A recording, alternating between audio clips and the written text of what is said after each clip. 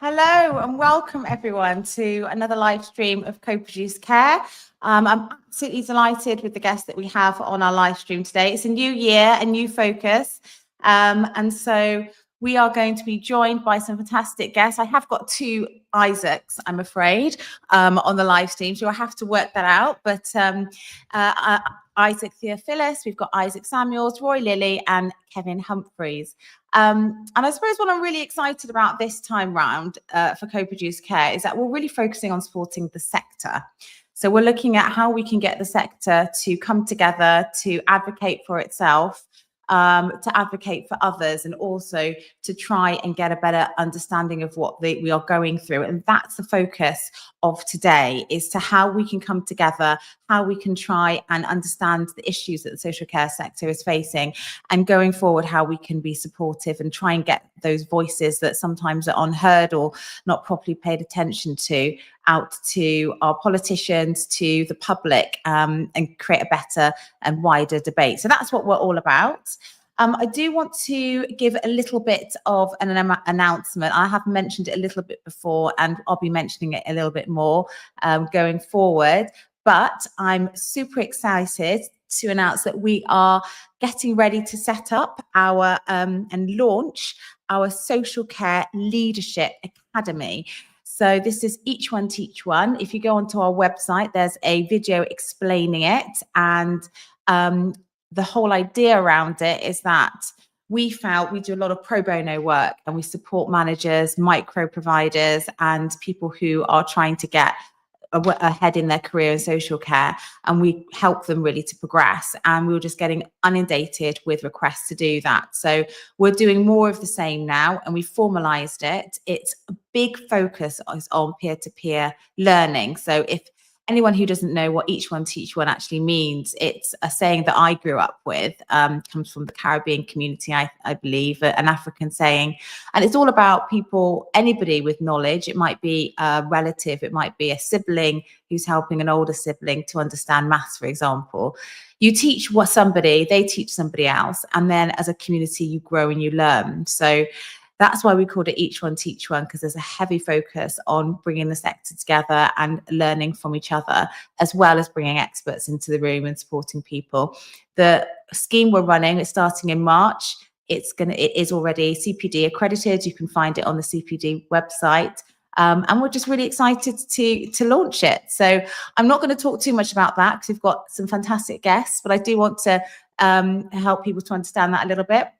We've also got, you should see in the comment section, there's a link to how to express an interest, if you so wish, into getting onto the course and joining us. We're taking expressions of interest at the moment, and we will get you signed up on the newsletter so you can find out more. And if you just want to email us and find out some more information, it's hi@co-produced care. So without further ado, just to give a bit of context, one of the things that struck me was a report about corridor care. And this is something that I recently just posted on LinkedIn, an article about it. If you follow me on LinkedIn, you can find it. And I've got some links in there. But this trend, I don't know if you want to call it a trend, it sounds positive when it's not, of people being treated in hospital corridors because they don't have the beds. And that's a symptom. It's symptomatic of the greater issue that we have in social care, which is that we don't have enough support for social care, and that's spilling over to the NHS. And we talk a lot about systems and we talk a lot about the sectors, but really behind it all are people and experiences and pain and suffering and unnecessary death, I believe, early death. And it's those experiences, when you bring that really close to home, those personal experiences, which can be really negative and which potentially could get worse if the sector doesn't get more support. And I think it's more prevalent now because you hear a lot of the local authorities talking about the issues that they have with social care and with funding social care. And of course, a lot of spending goes, quite rightly on the NHS. But when you compare that to, for example, home care, I have to thank Jane Townsend for this one. She posted this on her LinkedIn from the Home Care Association.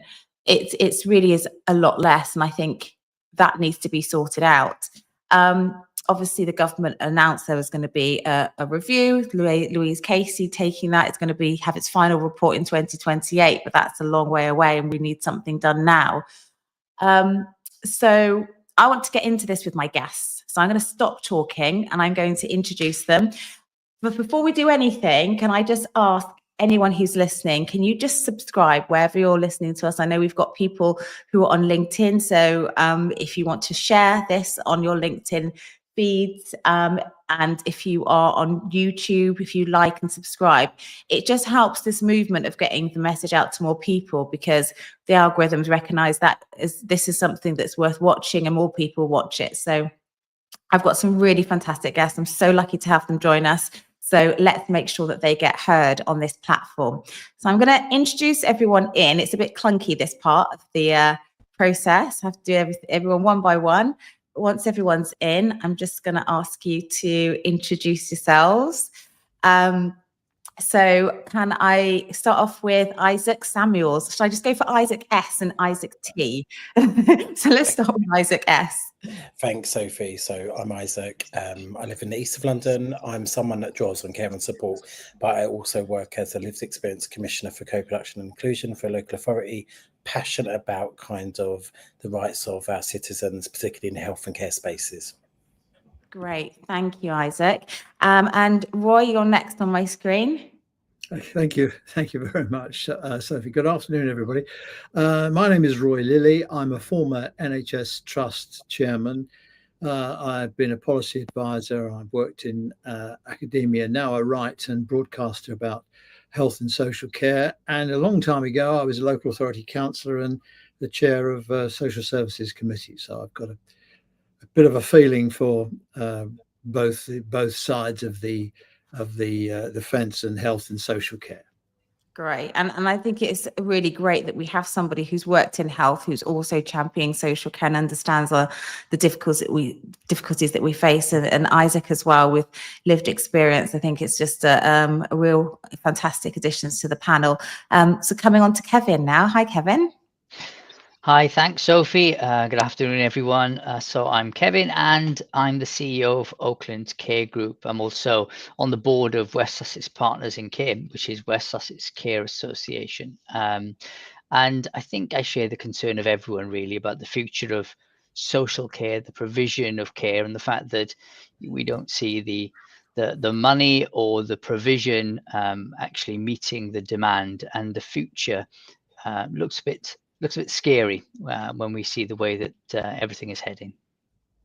Yeah, and I really want to come into that, because obviously being that provider perspective and being involved in the association, you're speaking to a lot of providers. So I definitely want to come back to their experience and what they see coming down the road, because at the end of the day, if they don't feel like they're able to provide the service, then there isn't going to be anyone to support people. Okay, thank you, Kevin, for that introduction. Can I come on to Isaac T? Oh, hi, Sophie. Thanks for the invite. Hello, everyone. I'm Isaac Theophilus. I am a nurse by background, was a care home consultant, still is, and I specialize in care compliance, and I have written a book, How to Get Outstanding. I also own 2 care homes down in Devon. Kevin, when you came to Sussex, I moved down to Devon now. So that's my background. Great. Can I just check? Can everyone see me? I've just seen in the chat that I wasn't. No. Oh, no. Okay. This is not a good start. You were all very kind, though. Let me carry on with actually saying on the line. Very good of you. Okay. Bear with me a second. What I'm going to do, I'm going to just ask the first question while I scurry around. I can see myself, but no one else can see me. So I'll just sort that out. So the first thing I really wanted everyone to sort of address is from their perspective, especially 2025. Obviously, the budget has brought potential extra worries for everyone, but you may just want to discuss in general what your worries are for the sector specifically in this year, since we've just started. So Roy, do you mind if I start off from your perspective, because you can see it from both sides of the fence, as it were? Yes. Okay. Well, thank you. We'll do the easy question to start with. Well, look, I think, I mean, everybody is kind of pausing now, I suppose, waiting for the Casey report. Now, Baroness Casey is a very tough person. I mean, if you look at her CV, she's looked at the why the hooligans ran riot at the Wembley football thing with some international thing that was on there. I don't know what it was, but it was in the news. She's looked into the Metropolitan Police after the Sarah Everard issues. She's done rough sleeping. She's worked for Boris Johnson. She's worked for the Labour government. So she's kind of a tough go-to person who gets very difficult stuff done. And the conundrum that I have, the problem that I have about that is, why would you give this blunderbuss of a woman who can clearly come in, get a sense of what's wrong and tell us what she thinks that is needed to fix it? Why would you give her a job that, or most of us listening and watching this, and certainly I think my colleagues on the panel here, could probably write the report this afternoon? Why would you give her a job and tell her not to report for 2028? I mean, clearly that's about funding, and it's about having something to have an argument with the Tories about, I suppose, at the next election. So it's being kicked down the road. In the meantime, what do we do? Well, in the meantime, it's really very difficult. I mean, care homes are really underfunded, underfinanced by local authorities who don't have the money to pay sensible fees for people in the care homes. We've got domiciliary care, which is hanging on by a thread. And if you look at all Langbuison reports, you can see how fragile that sector of the market is, which the NHS depends on to get people home. And of course, we've got a situation now where our hospitals are chock-a-block full, and there's about 13,000 people in hospital today who don't need to be there. They're medically fit to go home, but too frail to go home on their own without the support of local government, without the thought of social care. And the men and women in social care just can't do it because of the resource issue. So that, of course, that for me is not the problem. The problem is what makes people sick enough to go into hospital in the first place. And that is a big piece of work with the health services in the community, which are very threadbare, and social care working in the community to recognize there are frailty indices for people, and what can we do to keep in regular contact with them to stop them being poorly, trip over, not drink enough fluids, whatever. It's simple things really to stop them ending up in hospital in the first place. So that all is a cocktail of a mess, which frankly, I don't see being resolved anytime soon. I mean, I think we're all going to have to struggle through what is to come, and probably there is more to come because of the cold weather, with the hiatus that there is in health and social care at the moment. Yeah, It'll drop out of the headlines during the summer months.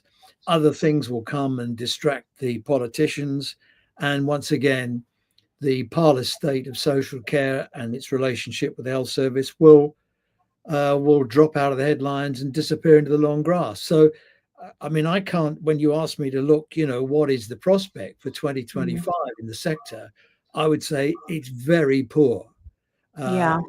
And there is no appetite for fixing it. No one has a plan other than throw more money at it, which is never really a solution. It just puts inflation into the system. And it's very poorly managed from a political level, from politicians from both sides who've run away from this issue. So I think I see a very poor prospect for the sector in 2025. Yeah, and that's really sad. I'm sorry you can't see me, guys, but I am still here. Hopefully you can hear me. So I wanted to come on now to a provider perspective. And I wonder if I could bring Kevin in to talk about some of your experiences looking from the provider perspective. What are providers telling you, and what do you think out of those maybe top 3 are the ones that you're most worried about for this year? So, I mean, top 3, that's a bit of a challenge because there is just so many. I mean, the Or first more, thing, if you've got more, just not too many. the first thing to mention, I suppose, is really obviously the national insurance increases, because that's actually it is literally a ticking time bomb, and more so, I would say, for those providers who provide to the local authority.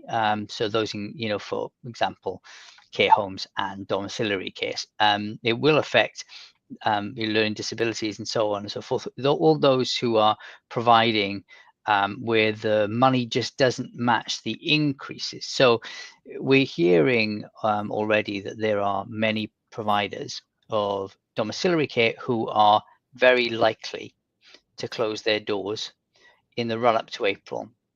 They've done their sums and they're seeing an increase of between 11 and 15% in their costs, simply because of the increase to the national insurance contributions and the dropping of the threshold.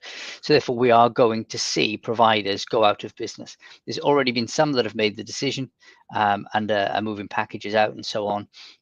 So that's going to be a time bomb, and that's going to be quite an impact.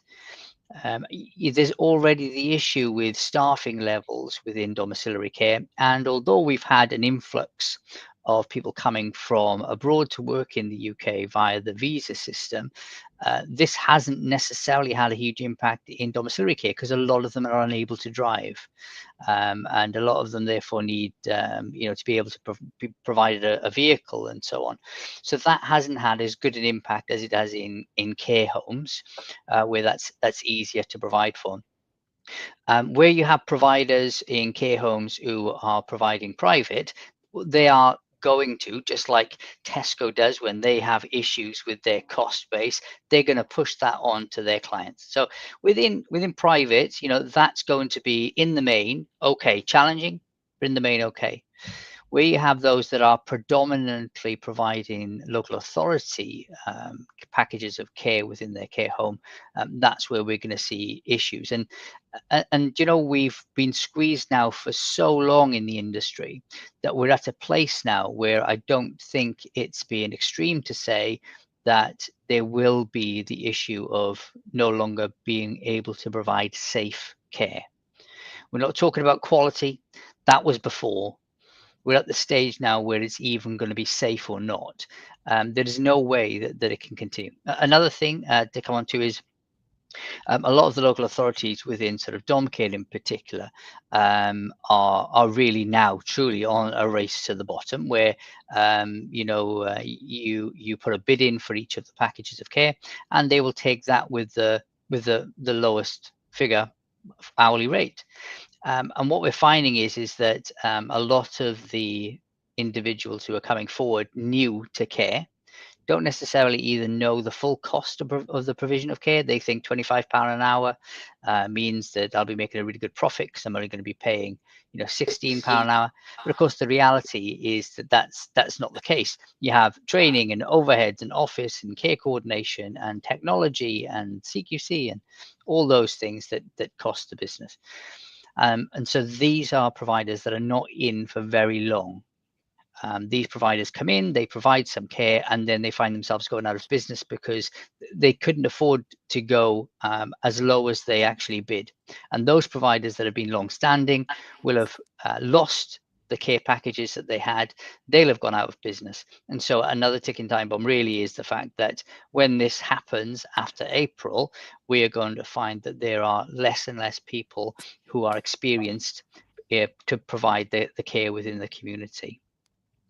And I think that's going to cause us another significant issue. Another thing to mention, and I'll be quiet then, is the workforce challenges that we have. So we have a lot of issues with getting enough workforce as it is. But at the same time, we do need the ability to be able to manage people out quickly and effectively. If somebody is being managed out of a provider's workforce, that's usually because that person is not suitable to be looking after vulnerable people. And the new laws that are coming in are going to make that exceptionally difficult. As it stands at the moment, it's never easy, and it can take a good 6 months to manage somebody out appropriately. That's going to become even harder with the new rules around employee engagement. So I think that's going to be another concern that we're going to have to deal with, which means that we will have more people in the workforce who are not appropriate. Those are some hefty issues, and I'd be really interested to know, anyone who is listening live, if you've got the same issues. If you could just post in the chat if you agree, if you think we're missing some. It's really helpful to get those views out there, and it is really worrying, because I think if people are thinking that they're not able to provide a service now, then where are people going to go? So the government really needs to start listening, and we will come into some of the things that people can do, and some of the things that I know that Kevin and a few others are doing a lot in your spaces to try and think about reaching out to policymakers and politicians and trying to highlight some of the issues from the ground up. But I wanted to come back to Isaac Samuels, just from your perspective, because again, you're a very different perspective, because you are an employer. You still have your own PA as well. So I haven't really heard from that space yet myself, some of the things you're worried about. Do you feel similar concerns or different concerns from your perspective for 25? Yeah, okay. So let's start with the social care futures vision. So we want to live in a place that we call home, with people and things we love, in communities where we look out for one another, doing the things that matter to us. That's a statement that I think would resonate with any person. What I would say is I probably sit in a very interesting place. So I do lots of national work. I work for a local authority, but I'm also someone that draws on care and support. And first of all, I want to say how grateful I am for kind of those that work in care and support, and what challenging times that we have. It's without denying it, we are in some really difficult times, waiting to 2028 for kind of any kind of vision for where we think social care should be. There are really different conversations being had. People are not receiving good care as it currently stands. Providers are going to be failing. That is not where we want to be. My own care is something that has taken many years to build. I think we all had a moment in time when the Care Act was being co-produced and developed, where we really looked at prevention, delay and wellbeing. That is something that's never really been something that has come to fruition or a reality for most of us. How do we stop and prevent people getting, needing care in the first instance? So I have a team around me that supports me to have a really good life. But I'm really lucky. I'm gobby. I have lots of privilege and access. Many people don't even know what good looks like, because where we're starting off is in a place of scarcity. We're still in a place where we are thinking about care and support in blocks of 15 minutes. We are not co-producing. So often people assume co-production means having conversations or being relationship with people that draw on care and support. What about our providers? What about our local authority? What is that local offer that is going to support people to stay at home for longer, be healthier for longer? I don't think we've cracked it. I think there is so much doom and gloom at the moment. I think we need to be more ambitious. We need to really have a system that supports us live really, really good lives. And that's going to be very different from someone like myself that is a working age adult to an older, frailer person. How do we have local offers that really understand the full cost of care and support individuals to have lives beyond washing and dressing? Really scary, Sophie, but actually I think there's lots of hope and opportunity. So how do we ensure we never lose sight that we in a society, we need to look after our most valuable people, and doing that is having a social care and health system that really can respond. I think we don't currently, but I think the way that we can get there is much more co-production, much more early intervention and prevention. So I hope I've answered your question. I don't think it's all doom and gloom, but it's not a very good picture out there. I really appreciate a little bit of positivity. Thank you for that. And that is the benefit of having such a diverse list of panelists, because everyone has a very different perspective. And I thought it was quite interesting the way that you talk about, you know, in all of this, let's not lose sight of the experiences and what were the quality of care, because you had Kevin just talking about his concerns about the quality of care, and then you're also saying, you know, it's not just about the delivery of care, it's about the quality of care that we are able to provide now and when the going gets tough, and obviously that hope as well of not forgetting people in the mix of the solutions that we make in that focus on co-production. I think that's really important for people to bear in mind when they're talking about how to sustain the care sector. I'm just, before I come to Isaac Theophilus, I'm just going to highlight some of the questions here, some of the comments in the chat. So Stephen's talking about going to a regional meeting the other week with Southwest councils. Attendees were informed that ADAS are suggesting to councils to budget for 2 to 3% increase for this year, and he's wondering how will that work. So maybe panelists want to think about that. And also somebody's asking again about costings. Obviously there are different types of costing support systems out there. Care Cubed is one of them. What do these tools actually help in addressing and setting the cost? I know some care providers use that as a baseline to evidence what their services cost and how much the local authorities need to pay for them in order to sustain the service. So I'm going to come, Isaac, to you, Isaac T, to talk about what your worries for the sector are in 2025. You work with a lot of care providers, you support them with the quality of their care and getting to where they need to be. So you're on the ground there, might be hearing about their experiences, and I always value your insights as well on that general, and maybe then come to the idea of costs and whether, you know, is a 2 to 3 or 3 to 6%. It depends what baseline you're working from, I suppose. But is that type of increase enough for the sector? And should people be looking at using systems like Care Cubed to help them demonstrate the costs that are incurred in their organisations? Well, thank you, Sophie. That's like 15 questions in one go. Start with the issues in social care first. So I think we have to step back. You know, I mean, I have not been in the sector for a very long time. You know, I'm still, you know, an early in the sector. But one of the perspective I've been hearing since Isaac, I have to correct you there. Yeah. I would say you are one of the people who is extremely well versed in the sector. So anyone who's new to Isaac know that he is very well versed, and you're I mean, expert, I would say. number Absolutely of years amazing. of dealing with the social care sector and all, you know, I'm quite newbie. But I think one of the perspective that we need to change ourselves, you know, when the narrative described as social care system is broken, I would disagree with that. The reason is social care providers are not broken. It's a system supporting the social care providers are completely broken. I think we have to separate that issue completely in a separate manner. I think I'm running a care home now. You know, we saw the news like corridor care. That's actually happening because there's no GP to call after 5 o'clock. Or the GP shuts between Monday to Friday, 8 to 4. What a fantastic job. If you call after 8:30, you can't get hold of GP. So the system that's supporting the social care sector is actually broken, not the care providers as such.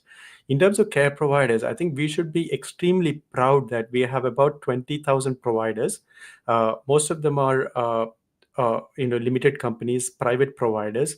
Yeah, most of them are running very well, good organization from my experience. And they're doing a great job, but there's not enough support around them to support to provide a great care. Unfortunately, we exist in this system, and I am part of that as well. So I think we need to change the narrative. This is care providers as such, even if the labor brings in national care service, which is a big thing for getting the votes, but it doesn't work.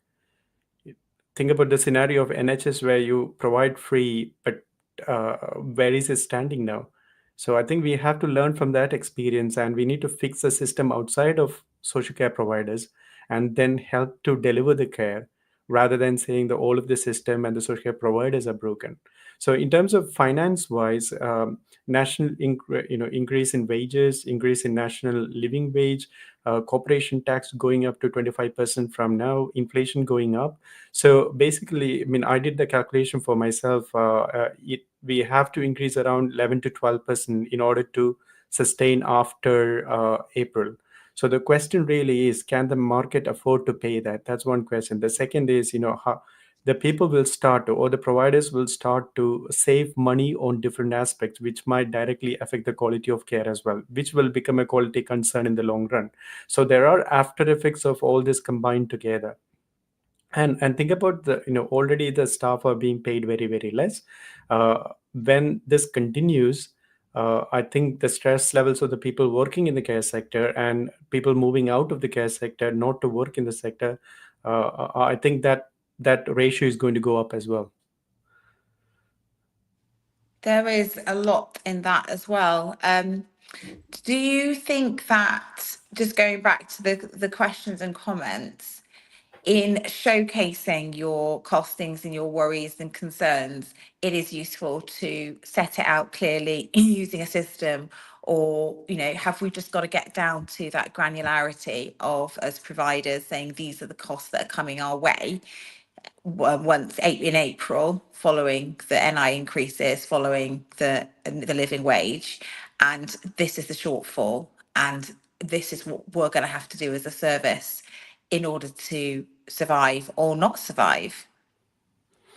It will affect quite a lot of smaller care home providers, and I'm not very proficient in dom care setting, but a lot of smaller size care homes will have to close, or the profit margin will be very less. And there's no, running a care organization is a 24/7 responsibility and accountability when you really want to deliver proper service. And I think everyone look at if I'm running a care organization and it's actually consuming my energy, time, and my own life as well, I will rethink, is it actually worth pursuing this one or not?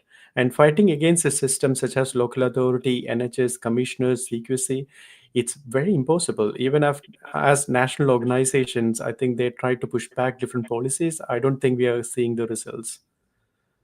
Yeah, it's so true. And I thought your comment about the fact that within the system there are deficiencies. So people don't necessarily talk about GPs within the system. And I know some research that I've done recently in terms of the uptake of e-meds, for example. Some of the issues are providers has talked to us about are around GPs either struggling to get their head around the system. Like, it's more complex. It's more than just care homes and hospitals. There's other parts to it as well, which need to be addressed and brought into the conversation. I mean, Roy, obviously you were NHS of a head. Did you find it quite complicated dealing with the different parts of the system, NHS, social care? And do you feel like there might be appetite for people to come together for a solution, or are people working too much in their own silos? Yes, I do. I mean, there's a hospital up in Northumberland that's actually set up its own domiciliary care company to get people out of hospital because the arrangements locally are just so awful. And picking up on what Isaac T was saying earlier about funding, just before I answer your question, I mean, I don't think it is just the smaller care homes that are in peril. I think if I was a bank manager and I was looking at the care home sector, and the sector is working on an overdraft, as they all do, I would say, do you know what? I can see us not getting our money back from this sector, and I would start reducing overdraft. I would start reducing the capacity of the companies to be able to borrow, because I would be worried that I wouldn't be able to get the money back. I would be worried that, quality really has gone out of the window and we're just hanging on to the last vestiges of safety. That means the CQC are going to start doing poor reports, and that's going to impact public perceptions of care homes as well. I think the whole sector is in jeopardy, and I think it's going to come a lot quicker than we all think. And I'm sorry to be gloomy, but I think it's important that we're frank. As far as health and social care working together, look, there is no reason at all why two organizations can't work together. They don't have to merge to be able to work together. The difficulty that we've got is that social care, going back to the world banking crisis in 2008, has local authorities for 10 years had their budgets cut by over 40%. That's the difficulty. That's why things have gone wrong. So there's been a sustained period of underfunding. Now there is huge demand. There's not been a comparable increase in funding, and so they're finding themselves in great difficulties. There's another factor as well. We have nursing homes and we have care homes. Now, nursing homes are really few and far between. They are funded by the state because if people need nursing care, they're entitled to have their care funded. Care homes, where, conventionally most of our grannies and granddads, end up in a care home, the problem they've got is that their customer, the residents in those care homes are getting older, they're getting frailer, and they need much more care than just a normal care home can provide. The difficulty with that is manifest. There were 151,000 admissions from care homes last year into A&E. 151,000 admissions from care homes into A&E. That tells me there's something wrong in care homes. Not that they're run by bad people or they're doing something deliberately wrong or whatever. It tells me what's wrong is that the care element of a care home these days needs to be much closer to a nursing home. And I think it was Isaac T that said he can't get hold of, or somebody said, I think, that they couldn't get hold of a GP after clock and what have you. It's ludicrous. You've got a community of frail people who are very likely to need out of hours care. And although it would put increased pressure on the sector, and I'm sure we'll get a pushback from the sector, I wouldn't license any care home unless it could provide 24/7 senior nursing care, probably a prescribing nurse, again, which is more expensive. You're looking at band 7, band 8 nursing. We have to get more medical care into care homes simply because the customers in the care homes need more medical care. I think the day when we can look at care homes as a standalone business without a much closer relationship with medical clinical care has gone, simply because the nature of the customer has changed. And when the customer changes, so the service to that customer has to change. Now, this of course puts huge pressure on the sector, a sector that's already under pressure. And we may well redefine the sector. Maybe hospitals should rotate nurses into care homes as part of the staffing regime. Perhaps we shouldn't leave it to care homes to try and recruit the staff they need. Perhaps we need local contracts through the ICBs with local care homes so that we can rotate care home staff through the hospital to get a wider experience of a clinical experience and to get more experienced people working in care homes. But we can't leave care homes to struggle on and try and manage the way they're doing at the moment, when we end up with hospitals full of people who really shouldn't have been there in the first place. That's really amazing insights, actually, Roy. And you brought us on to the idea of what should we do next. And, actually you brought quite a few solutions, which I thought was quite interesting. And I wanted to come to you, Kevin, around the idea of, I think this is a really great point that Roy makes around the changing needs of the people who are coming into care homes, and that there's a real need to assess how we're supporting care homes to do what they do, because actually the customer, as Roy says, or the person drawing from the care and support services, they aren't the same person as they were coming in 10, 20 years ago. They have a lot higher needs. Our care services, therefore, maybe that has a link to the costs, the extra strain on care staff who aren't paid very much. But, just on the question of the needs of the people who are coming to care homes now, do you think that is a reality from providers that you know of your own organisation? And how do you think the care homes should be supported in that way? So Roy makes some very good points, actually. Having said that, though, I can't agree with everything that Roy has mentioned in his observation, only because some of it is absolutely right. And of course, we are actually seeing the needs and dependency levels of residents who come into care homes increasing year on year. People are leaving it later to come into care homes. They're living longer, therefore they've got more comorbidities that they're living with, and so that does actually put extra pressure on care homes to be able to manage their health conditions. Having said that, though, care homes are upskilling all the time.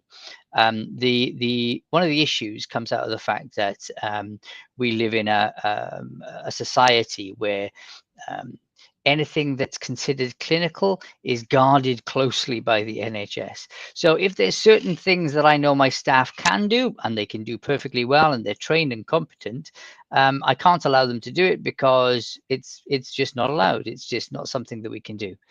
But that would actually make a difference in itself, just opening up the ability for care homes to do a bit more. In addition to that, we have absolutely brilliant relationships with our care home matrons. The nurses from the local surgeries, they come in almost on a daily basis. Sometimes several different teams come in.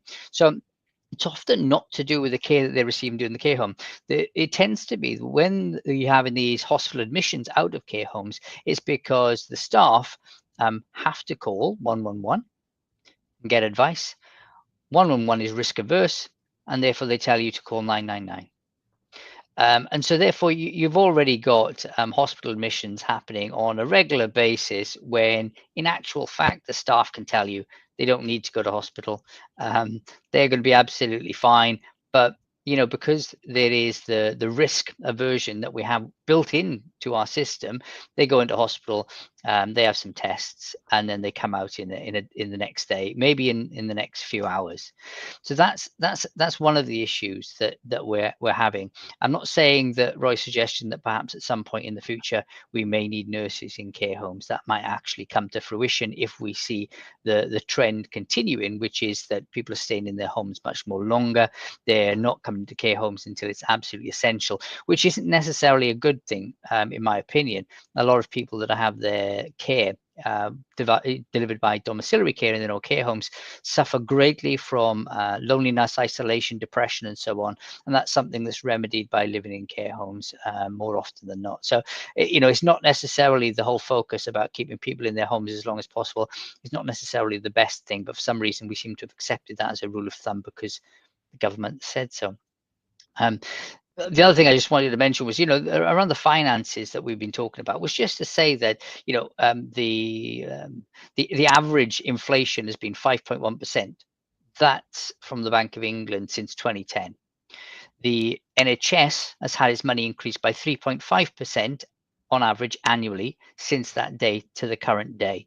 So it's not meeting, it's not keeping pace with demand. But on the other side of things, the local authority social care expenditure has only increased by 1.25% annually. So, miles away from actually adequately addressing the rising costs. We've spent 185 billion recently on the NHS, and there is 8 billion deficit at the moment within social care. Now, that 8 billion deficit in social care, if that was paid even out of the NHS budget, the NHS would benefit enormously, because it would mean that, because there isn't an issue there isn't an issue presently with not enough beds in the community, not enough care within the community available to discharge people. The issue is there's not enough at the price that the local authority will pay. So if the local authorities were able to pay what it actually costs the providers, people would be able to be discharged a lot quicker. And therefore, you would actually have more than the £8 billion benefit from giving it to social care and reducing that gap down, so that would actually make all the difference right now, and not giving it directly to NHS. It would still benefit the NHS, probably more than the 8 billion would going directly to the NHS. Can I just say I agree with that. And if you talk to any senior leader in the NHS and say, what do you most want? They'll say fixed social care. You know, you're pushing at an absolute open door. But, you know, I come back to my point, 151,000 admissions from care homes, even if they're brief, it's a huge drag on the system, and it's unnecessary. And, you know, I understand, I know all the 111 issues, and you're right, they are risk averse, and there are things we can do about that. And maybe that's the kind of thing that will come out of the Casey report. Maybe that's why it's reasonable for it to expect for it to take longer. I don't think it to take 3 years, but I don't. Maybe we need to get into the weeds of this, because you are right. And indeed, you know, NHS money has been spent now on in-reach teams to get people discharged for 6 weeks. The NHS picks up the tab for the first 6 weeks to get people home. And you're right. I mean, people decondition at home. They decondition at the rate of 1% a day. So at the end of 30 days, they can't make a cup of tea for themselves, even if they are living in their own homes. These are the small issues. There's no silver bullet to this, but the silver buckshot. And we just heard what some of the buckshot is. Thank you for that, Roy. And I actually want to come into those issues, those smaller issues, with Isaac Samuels a bit more, because I think it's those issues that the personal issues or the struggles that people have to deal with that probably need a lot more airtime. And I'm conscious that we talk a lot about the systems, we talk a lot about the NHS and care homes and providers and costs.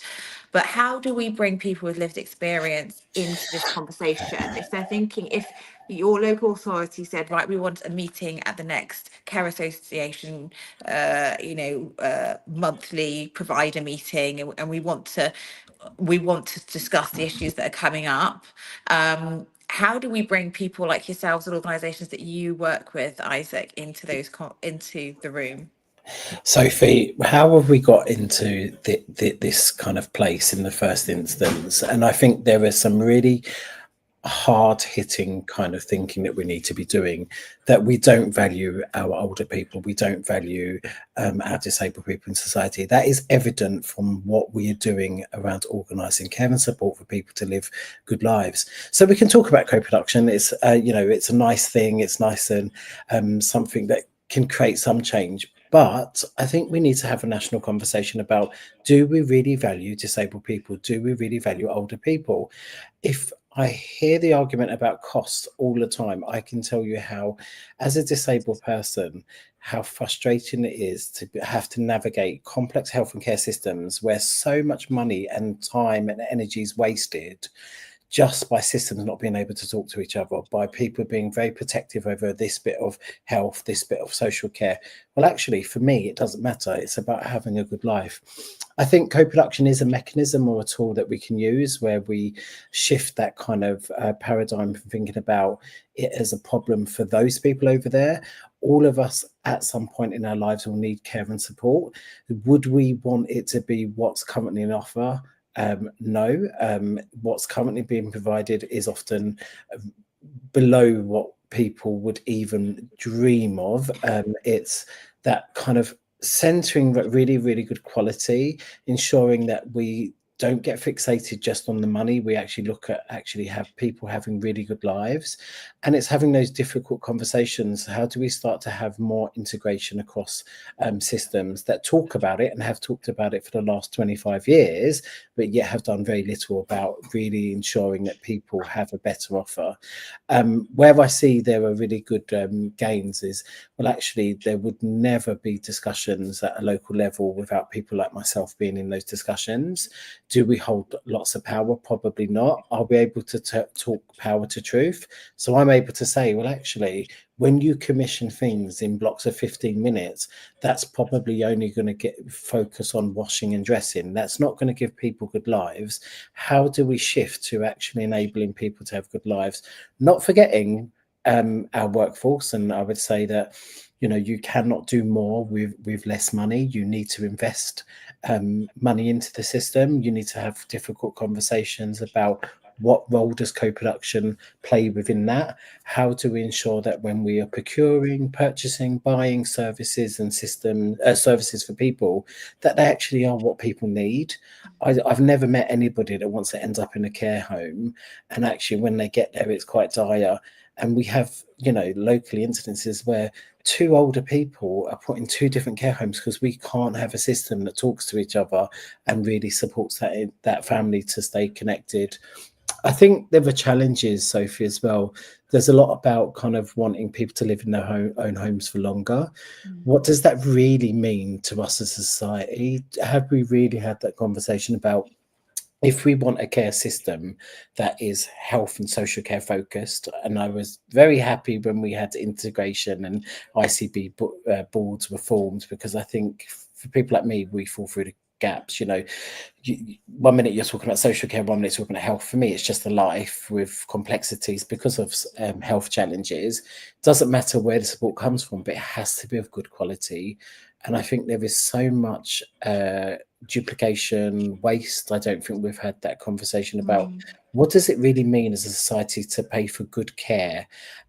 Often, you know, I will talk about co-production, but if I'm paying my personal assistants £11, whatever the minimum wage, and then they're running off to somebody else, you know, what does that really mean for their well-being? How do we have a sector that looks after everybody? So they cannot support me to have a good life if we don't look after them.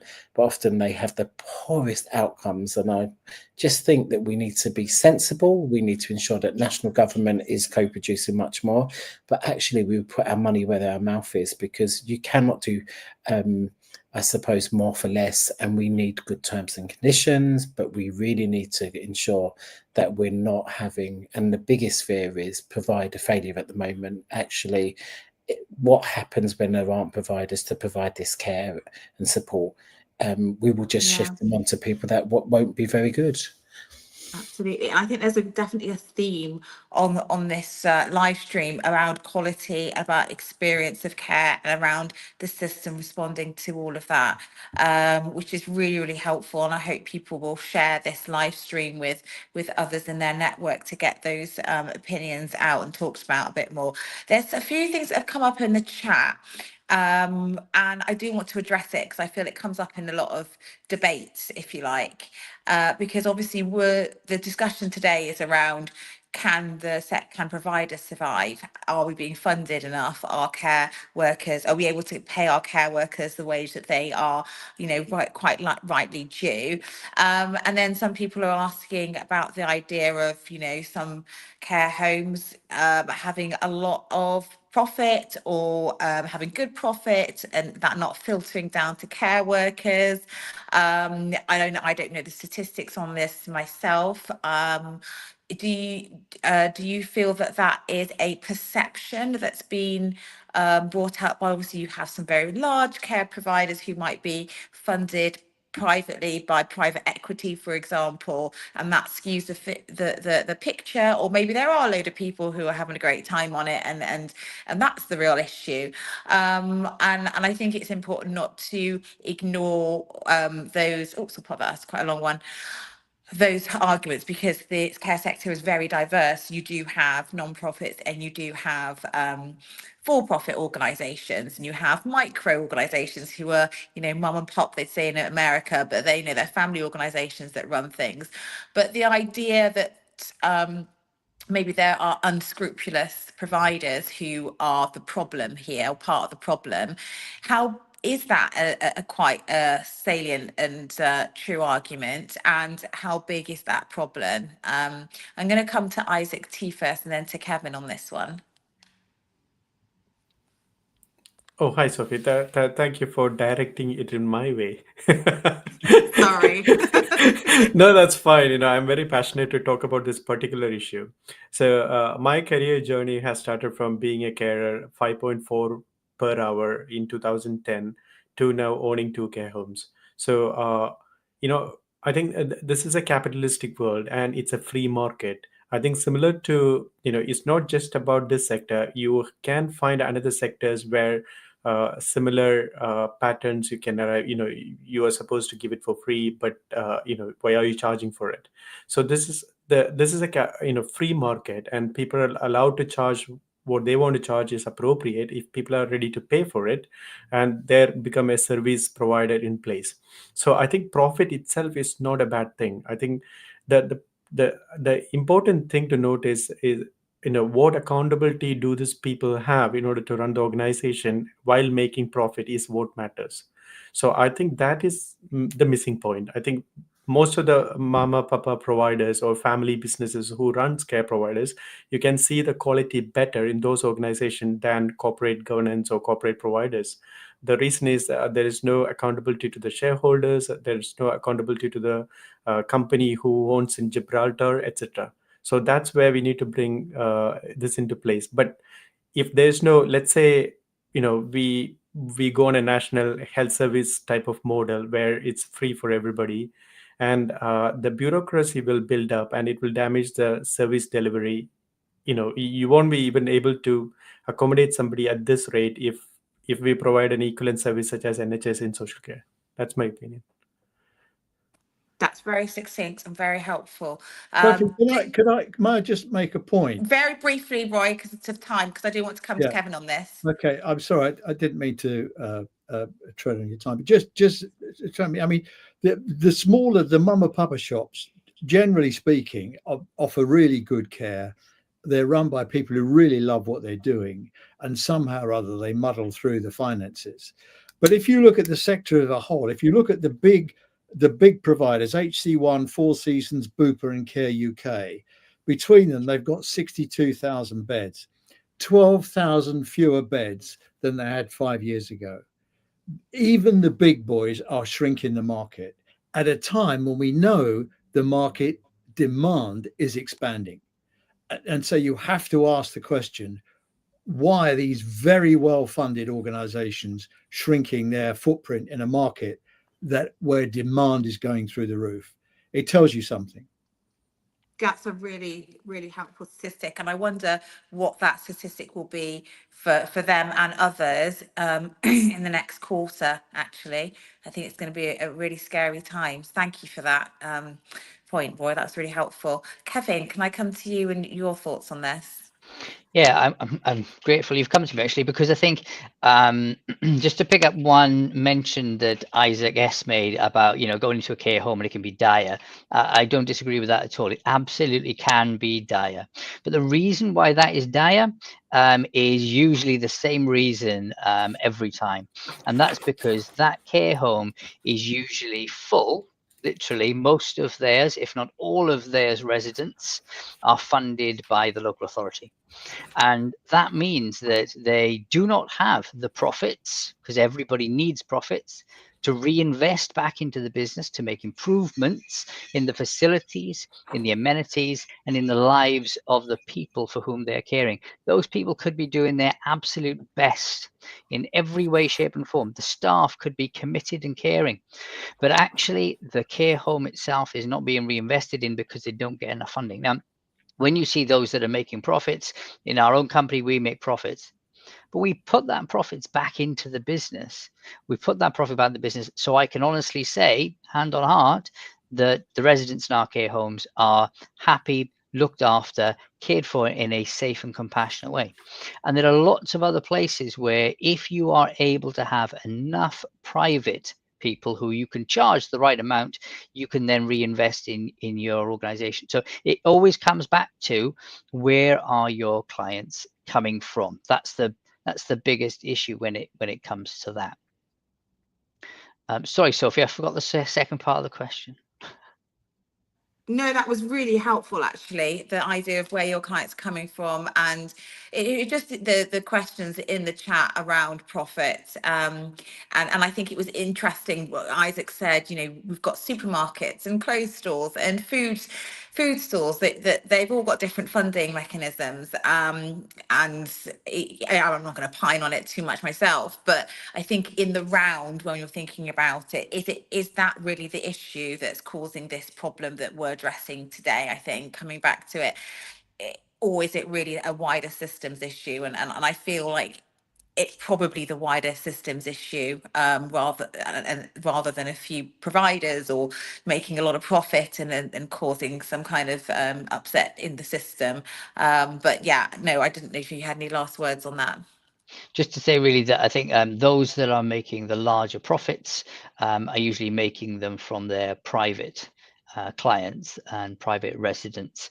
I don't really think there is a huge issue with people making large profits from local authority funded care. There may be one or two out there that are doing that sort of work, but the greater issue wouldn't be the profits. The greater issue would be the corners that they're cutting to be able to make those profits. Okay, great. And I'm just conscious of time. We've gone over a little bit.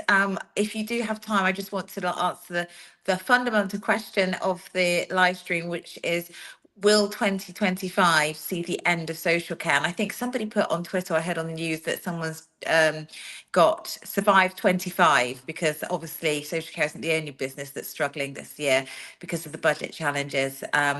But do you think that it's going to be the end of social care, or is it just going to be a huge challenge? I'll come back to Isaac Samuel and go round. Of course, it won't be the end of social care. There will be people like me that still need care. Yeah. Okay. Thank you, Isaac. Roy? I think they'll struggle.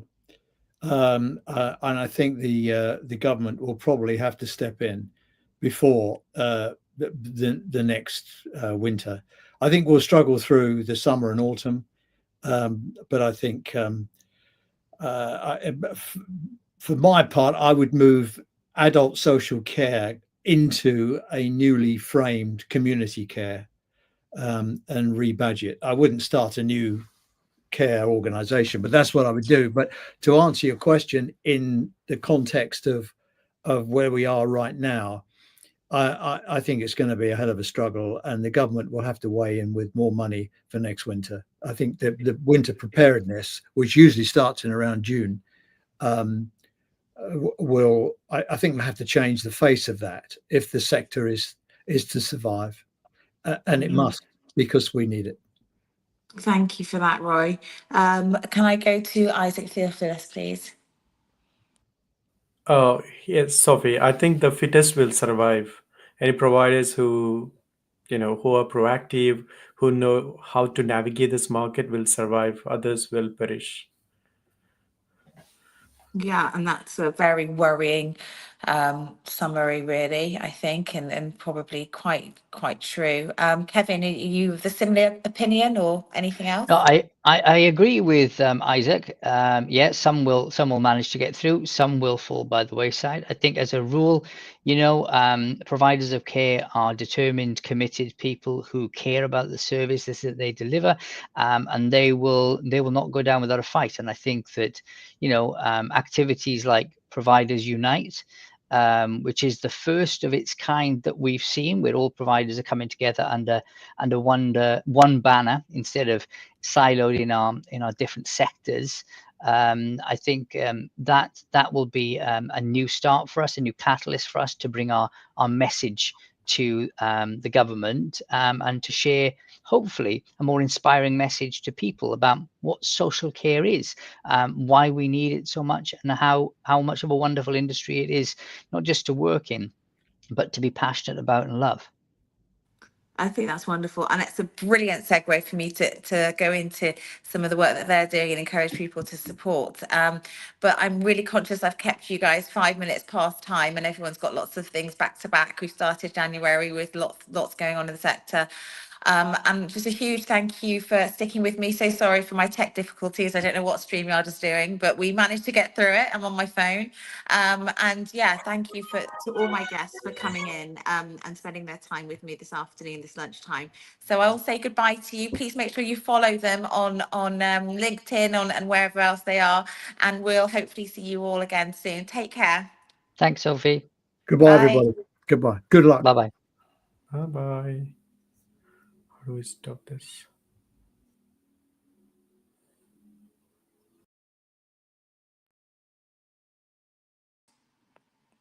Hello, everyone. Sorry, I have taken myself out by mistake. That's not what I wanted to do.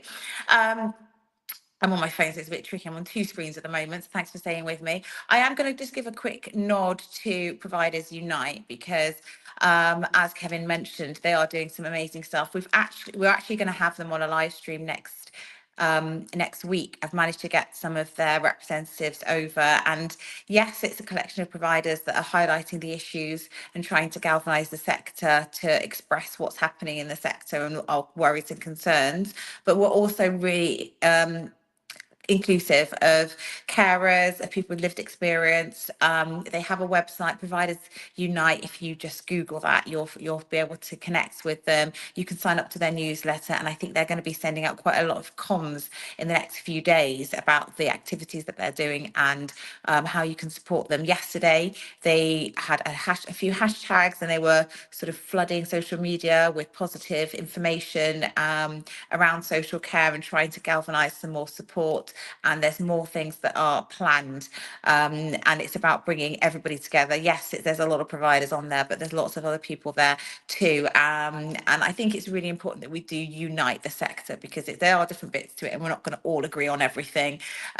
We had quite a bit of a debate on this chat, but I think one thing we do agree on is that the sector needs to exist, and it needs to have good quality so people can have good lives. No more of the corridor care, please. So do join that as a movement, the only movement that I can really see that's galvanizing quite a lot of people in a short period of time, and get your voice there, your suggestions of how that needs to move along. And a huge, thank you for joining this conversation. Please do share it. What we're doing at Co-Produced Care is we are doing quite a few. We've got another one of these live streams coming up on Thursday. So another set of guests, wonderful guests again. And we're going to be talking about the end of social care. But I've also brought someone called Polly Robinson in, and she's an executive coach, and she's going to talk about some ways that you can prepare for any challenges that you might have in your organisation that you're worried about.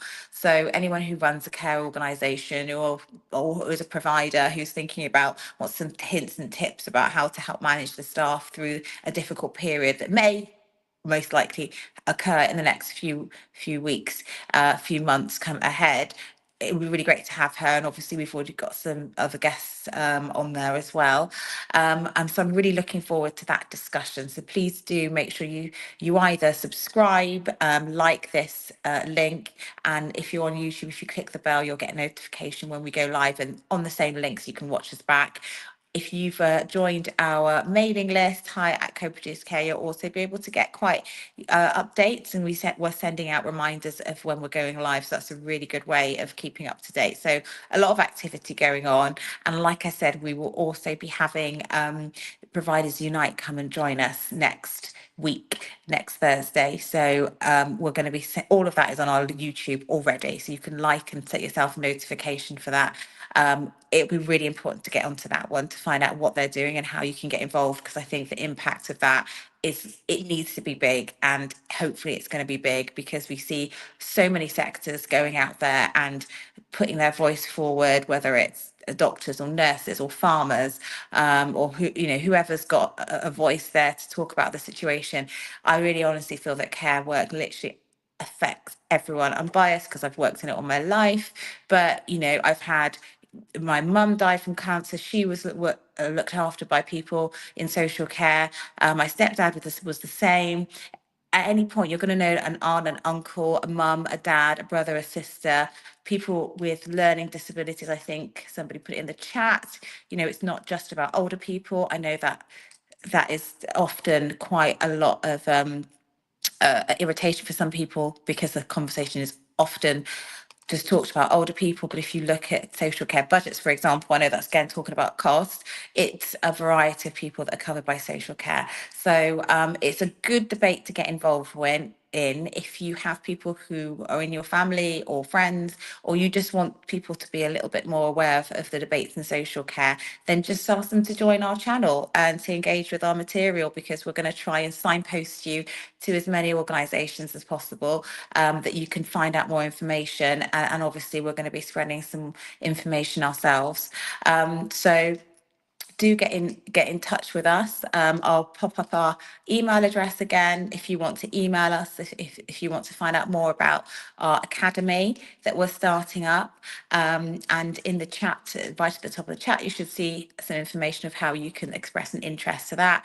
And of course, with anything we're doing at Co-Produce Care, you can find out more information. So make sure you like and subscribe, and hopefully we'll see you on the next live stream on Thursday. I will have my camera connected by then. But thanks for sticking with us, and take care, everybody.